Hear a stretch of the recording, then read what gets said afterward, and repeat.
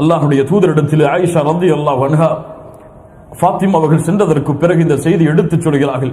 இப்படி உம்முடைய மகளார் வந்தார்கள், இவ்வளவு சிரமத்தில் இருப்பதாக சொன்னார்கள். ஒரே ஒரு அடிமையை கேட்கிறார்கள், அல்லாஹ்வுடைய தூதரை அனுப்பிவிடலாமா? நான் செல்கிறேன், என்னுடைய மகளை பார்த்து வருகிறேன் என்று கூறி அல்லாஹ்வுடைய தூதர் ஸல்லல்லாஹு அலைஹி வஸல்லம் தன்னுடைய மகளை பார்க்க வருகிறார்கள். அலி அவர்களை அழைக்கிறார்கள், வாருங்கள் அலி, என் பக்கத்தில் உட்காருங்கள். யா ஃபாத்திமா, நீங்களும் வாருங்கள், என் பக்கத்தில் உட்காருங்கள். இருவரும் அல்லாஹ்வுடைய தூதருக்கு மிக நெருக்கமாக அமர்கிறார்கள். புகாரி ரஹிமஹுல்லாஹ் இந்த ஹதீஸை பதிவு செய்கிறார்கள். எந்த அளவுக்கு முஹம்மது ரசூலுல்லாஹ் ஸல்லல்லாஹு அலைஹி வஸல்லம் அவருடைய உடம்பின் சூடு ஃபாத்திமா அவர்களுக்கு தெரிகிறது. அவ்வளவு நெருக்கமாக அமர்கிறார்கள் தன்னுடைய மகளிடத்தில். சொன்னார்கள், மகளே, நான் உனக்கு ஒரு செயலை கற்றுத்தரட்டுமா? உனக்கு ஒரு செயலை நான் கற்றுத்தரட்டுமா? நீ இரவிலே உறங்கச் சென்றால் அந்த உறங்கக்கூடிய